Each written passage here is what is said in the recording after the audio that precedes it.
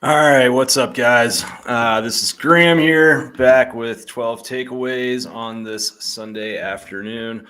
Hope you guys are having a good Sunday. Hope the time change hasn't thrown anybody off too much. I enjoyed the extra hour of sleep last night. I'm sure many of you did as well. Let's get into it. So first and foremost, at one point this year, I really kind of lauded Todd Monken for what he was doing with his opening scripts.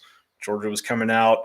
They were looking very efficient and explosive on opening drives. And I mean, there was a stretch where Georgia scored 70 first quarter points in 3 games. Granted, the Vanderbilt game was included in that stretch, but that game, that stretch also included South Carolina and some conference opponents. So since then, we really haven't seen Georgia look that good on opening scripts. Yesterday was the fourth consecutive game where Georgia just didn't look very good in the opening quarter. That touchdown throw to Arian Smith late in the first quarter was the first quarter touchdown Georgia has scored since the Arkansas game. But teams are breaking tendencies basically and doing different things on defense than kind of what they've done all year against Georgia. And I think part of that is in hopes of confusing Georgia. I think teams are throwing the kitchen sink at UGA, trying to score a big win, trying to keep these games competitive. But Georgia's been pretty run heavy on these opening drives, and teams have loaded up against the run, and it just hasn't worked lately. So something to watch, especially going into next week in Knoxville.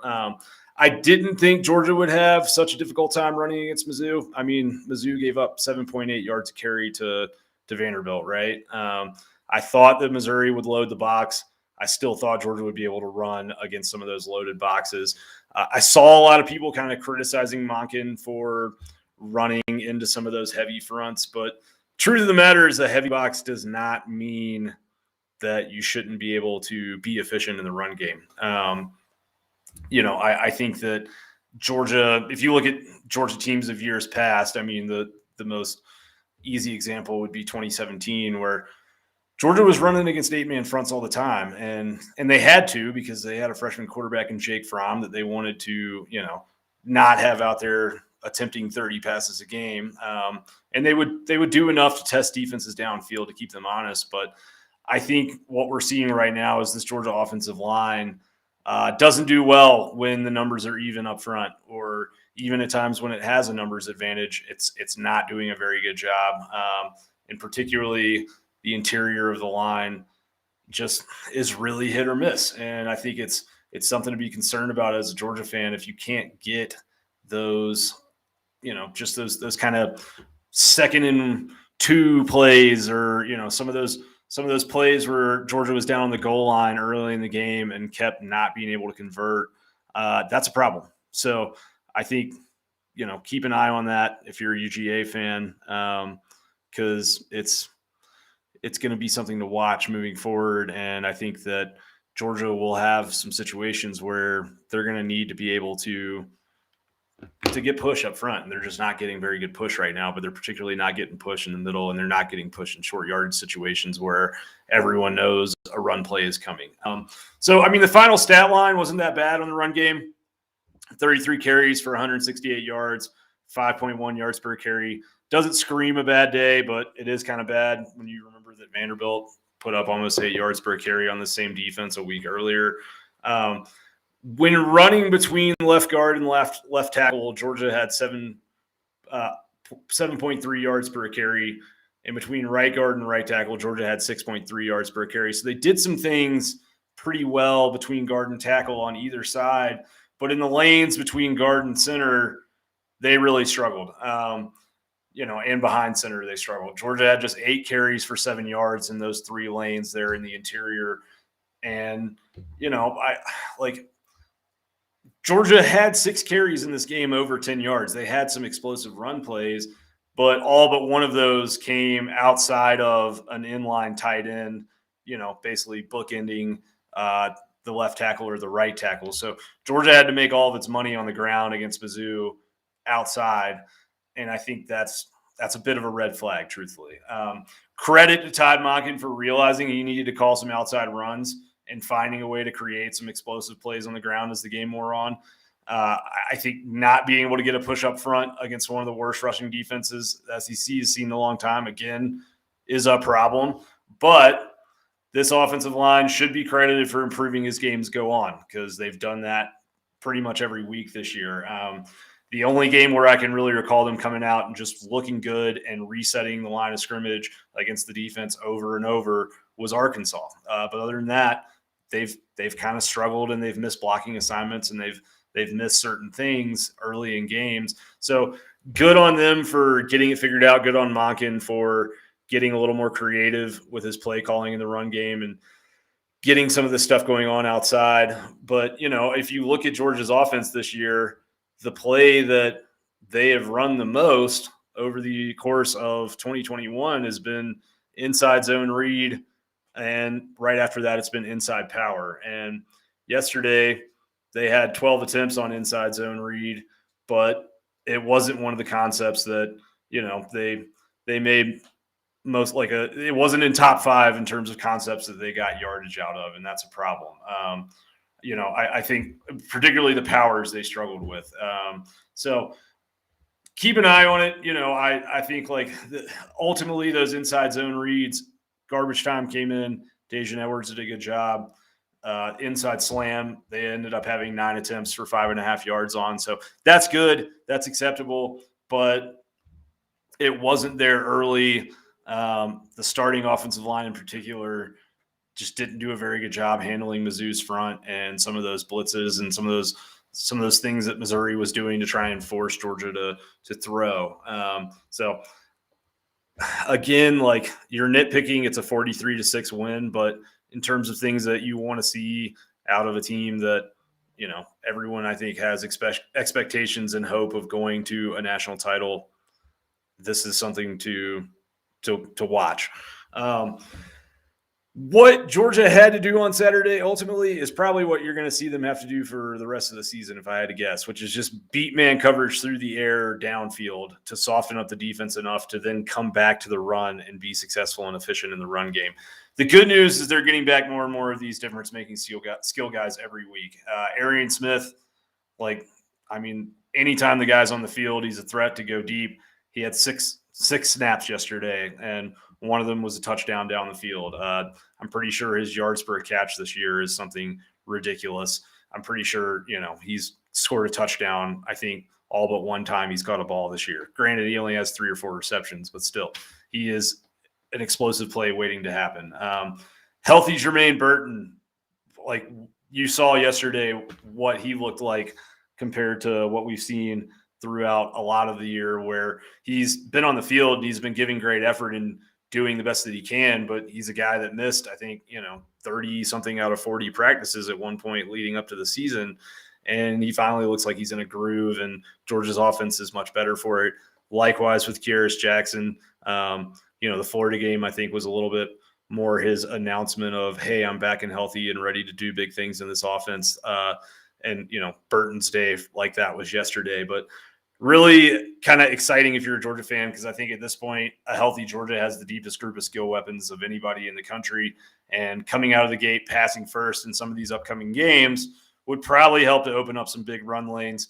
It also would probably just kind of test defensive coordinators in preparation a little bit and confuse some things in terms of whether or not teams are going to come out in base packages or load up the box, or just kind of create a situation where DCs may feel like there's no obvious answer as to how you come out and defend this Georgia team. So something to keep an eye on. I think, watching what Kentucky did against Tennessee last night, over 600 something total yards, a lot of explosive plays through the air.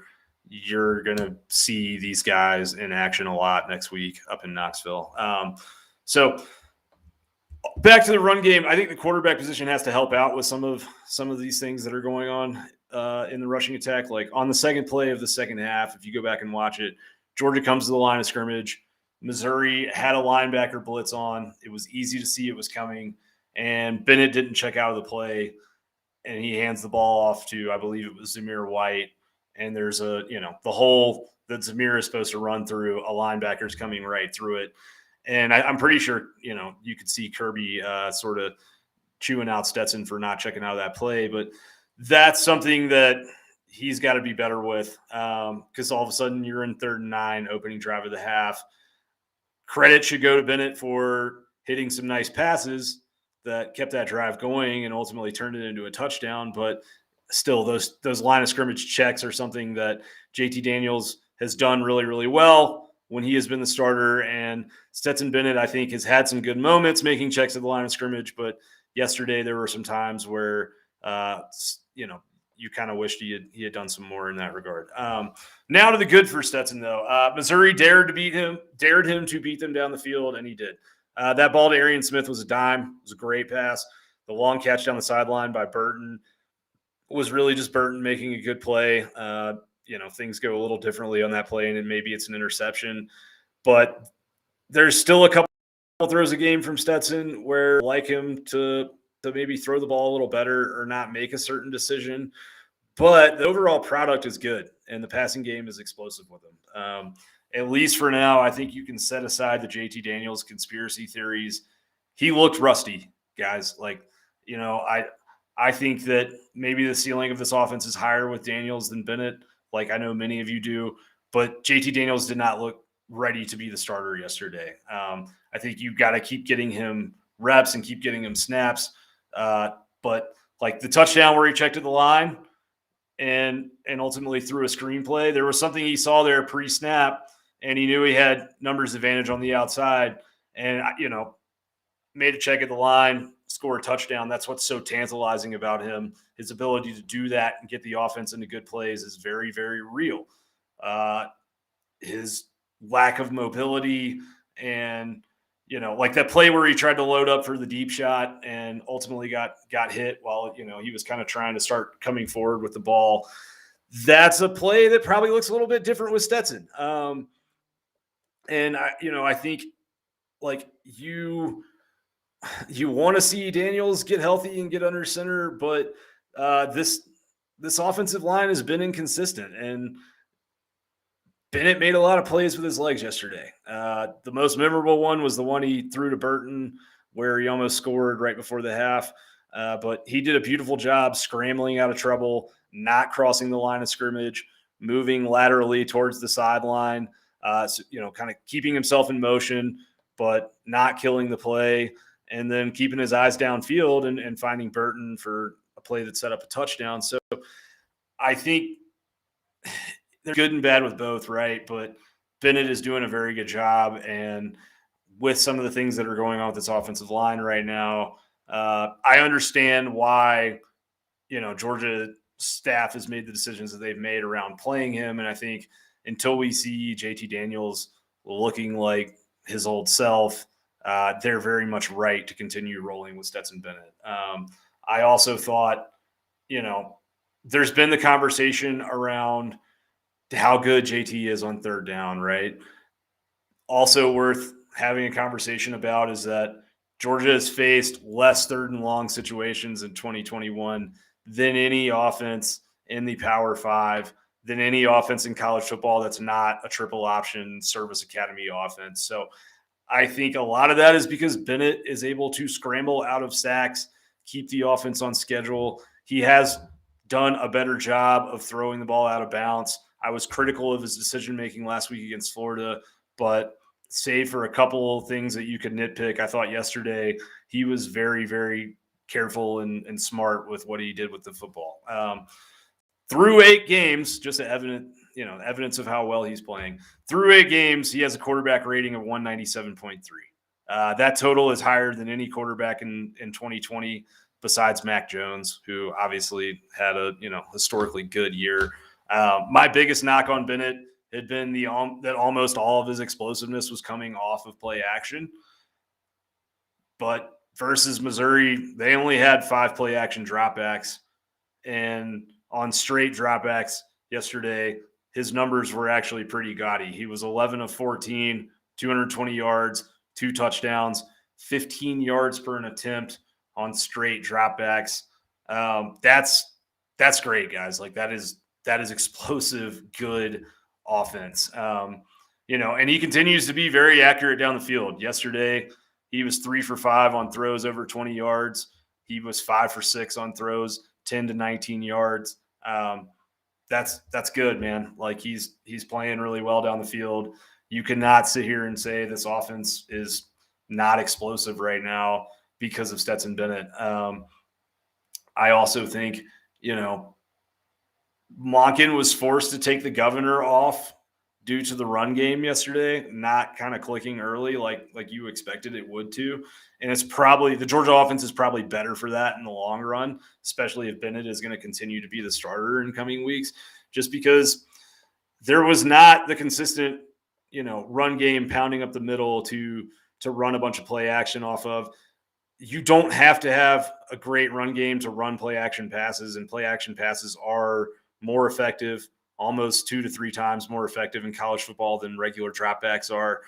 But because of the way Missouri was playing Georgia and because they were continuing to blitz up the middle of that line in anticipation of run, you couldn't just run a bunch of play action down the field. And so this was the first time we've seen Bennett have, more pass attempts off of regular dropbacks and off of play action. And he excelled, and that's honestly been my biggest question about kind of where this offense can go with him and whether or not we had reached the ceiling with Bennett. Is just, I didn't feel like the play calling was really indicating that they felt comfortable letting him drop back on regular dropbacks and throw the ball, 15, 20 times a game. Yesterday they did, and he delivered.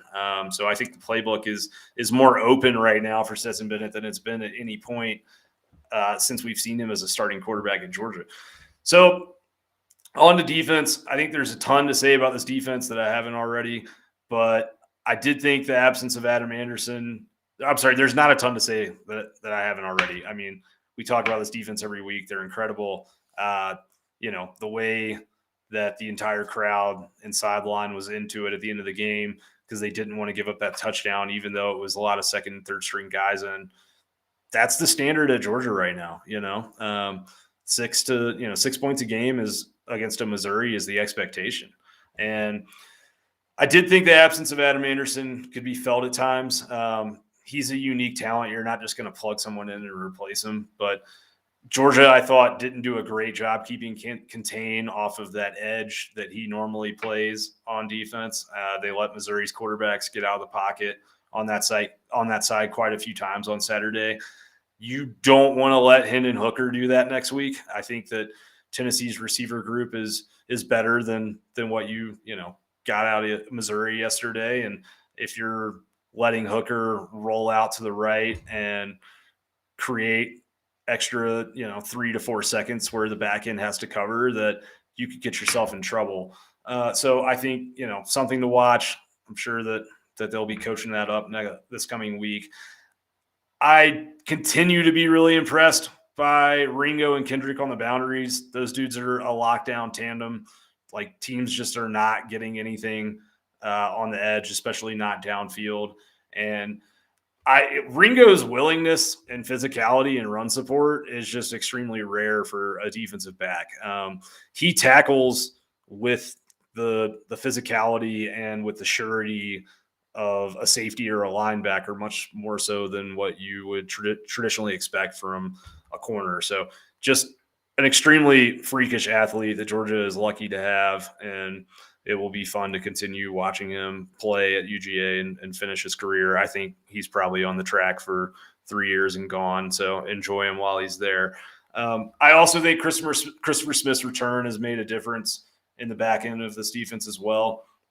There was a play in the second half where Georgia had some different kind of DB packages on the field, and we're playing some 5 and 6 defensive back looks. And he directed Javon Bullard to rush upfield on a screen pre-snap, basically, at one point. Like, Smith just looked at the play, he looked at the formation, he looked at the motion and knew exactly what was coming.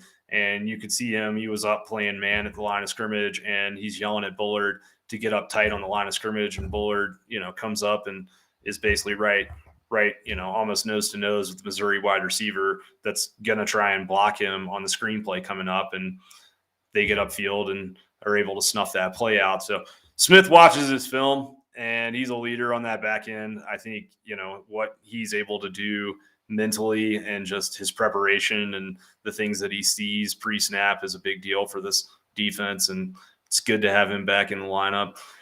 Lastly, I thought Georgia started a bit sleepy on Saturday. That's partially a product of, noon game, cold day. You just came off of a big rivalry game. I get it. It's bound to happen, truthfully. But, Georgia's going to get everybody's best shot this year. And you got to be prepared. I think going into a hostile environment next week against a team that will make them pay for mistakes on the back end is something to watch, just because of some of the slow starts we've seen on offense lately. The defense, I think they haven't really given up points early in games, but on opening drives, they have allowed teams to do a little bit more than they normally do, which a little bit more than they normally do is like a couple first downs or a field goal attempt, but still just I'm sure that they want to clean that up. I think it's important next week, though, that Georgia comes out crisp early, because getting down on the road would create some pressure, and, Neyland Stadium starts smelling an upset. It'll get wild. It'll create a frenzy, and I think Georgia will want to come out and be focused and try and take that crowd out of the game early. But that's going to be a really fascinating matchup to break down. Obviously, Josh and I will have the Dog Sports Live film study for Missouri game on Tuesday. There's a lot that I want to kind of highlight, especially with the offensive line and the quarterback play. And then on Thursday, we'll be back with our film study advanced stat preview for Georgia, Tennessee. But, really kind of a fun matchup, looking at a historically good Georgia defense versus a Tennessee offense that only possessed the ball for, what was it, like 13 and a half minutes last night, and scored, oh my gosh, how much? They put up 45 on Kentucky with 13-minute time of possession. So pretty wild. I think they averaged almost a first down a play in that game. So definitely going to be, a kind of interesting matchup to look at and break down, and their tempo. I think they're running more plays per minute than anybody in college football right now. So it's going to be fun to look at. One other note on Stetson that I wanted to mention is just he, against the blitz yesterday, was a killer. He was 6 for 6 when blitzed with 129 yards and a touchdown. So 21 and a half yards per an attempt when blitzed. It's pretty good, right? And, I think that is something to watch as well, just because Missouri, they were blitzing, trying to really load up on that run game. And probably if some other team tries to do that down the road, Monken will have gone back and looked at, what happened yesterday, and know that he's got a quarterback that he can just go straight drop back with, and he's going to take advantage of those looks. So really kind of a fascinating day in that regard. Just I thought that Daniels came in and did some things well. I think he's still rusty, and those that have been really kind of like clamoring for him to start, or I don't know, guys, I get like, I get some crazy stuff that I see where, people are like, Kirby just wants to prove he can win a title with a walk-on quarterback, or Kirby wants to win a title with a quarterback from the state of Georgia, or, Kirby and JT, this is going on behind the scenes, or that. And I think the reality is that Kirby Smart wants to win a national title no matter what. And I think right now he's probably right when he says that Stetson Bennett gives him the best chance to go out and win games. I think that could change over the next couple of weeks as JT knocks the rust off. But what Stetson Bennett is doing has been pretty exceptional. And I think Georgia's fan base is so rabid and hungry for the streak of 41 years to end, that it's all a microscope and everything gets analyzed, and people really kind of break down everything maybe even further than it needs to be sometimes. But Stetson Bennett is playing really, really good at quarterback. And I know he had the 2 interceptions against Florida last week. There were a couple plays last week, against Missouri, where, ball was a little underthrown, maybe against a better secondary, it's a pick, some of that type of stuff.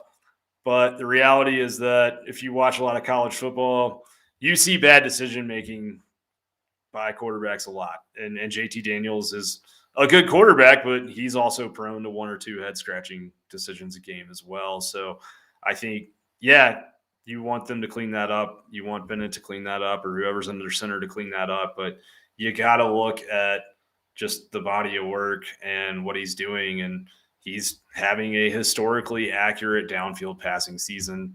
And it's not just off play action anymore. So I think that the playbook is open, basically. That's all I've got for today. Please, like I said, join us for the shows on Tuesday and Thursday, the Missouri film review on Tuesday and the Tennessee preview on Thursday.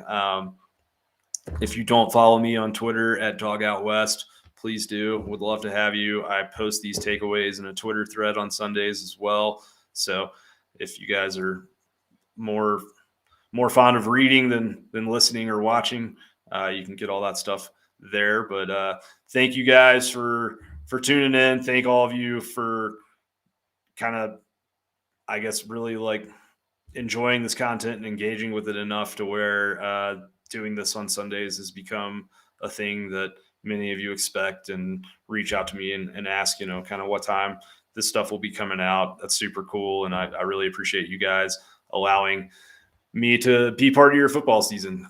So yeah, we'll see you guys on Tuesday. And until then, I hope you guys have a good start to the week. Thanks.